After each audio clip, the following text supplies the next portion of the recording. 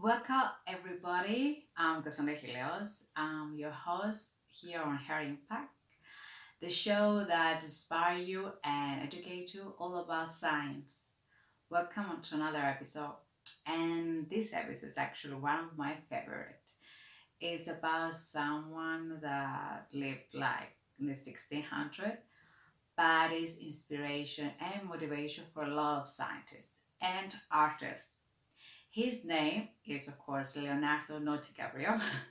It's Leonardo da Vinci. So, if you have never heard it, which I'm sure that's not true, because we all know Mona Lisa, right?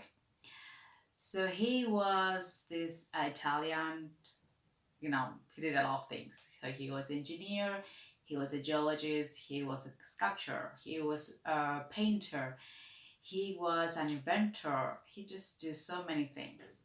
Mathematician. I mean, he did everything actually, all the science together and art together.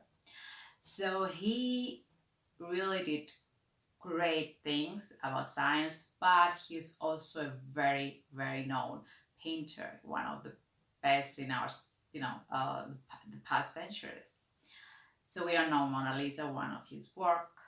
Another work is The Last Supper, and of course, my favorite is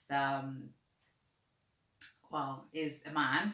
You know, the circle with the man who is called Vitruvian Man. So he is one of my favorite because he shows art and science, the anatomy of the body into a painting. So I love these things that combine science and art. And Leonardo did everything. So that's why I admire him so much. And I also believe that, scientists should have an artistic and, kind of skill. And if you consider art a skill and, side, an artistic side to the work.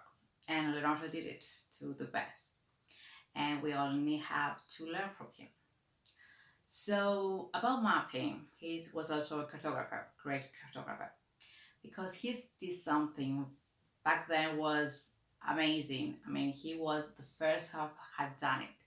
So until the 16th century, maps were really symbolic about religion and so on.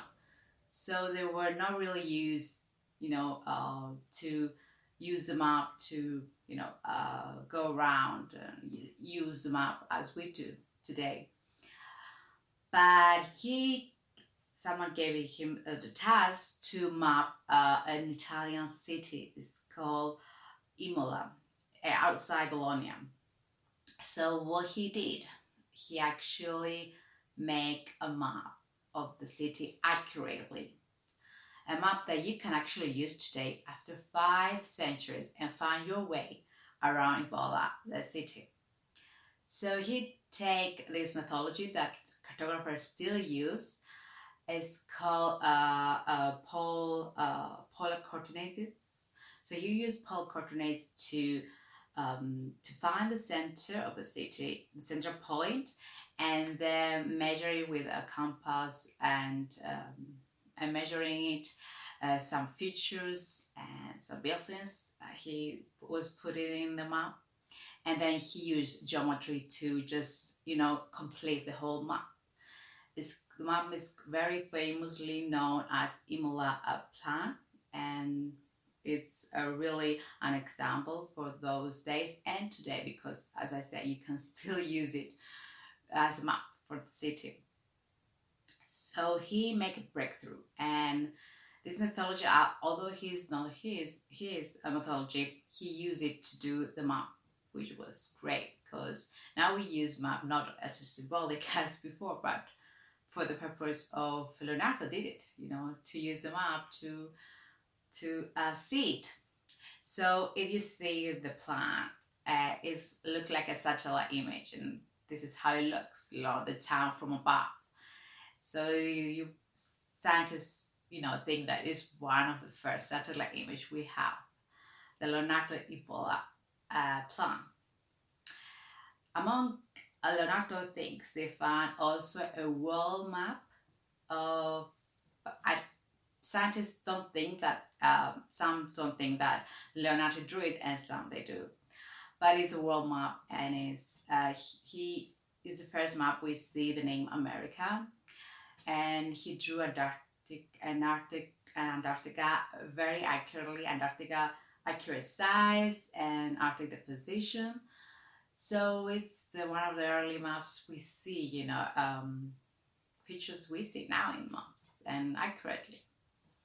And I don't know if Leonardo did it or not, but all know that the importance of Imola in cartography, the Imola plan, and how he changed sea mass after Leonardo and his work.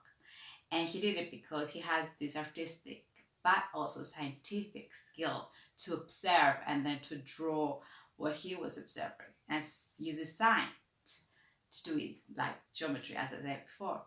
So he make maps, he turned them from art to a science, and he was the first. So that's all about Leonardo, and the fact that he did the plan and make history and mapping history. Make knowledge your superpower, and I'll see you next time with another episode.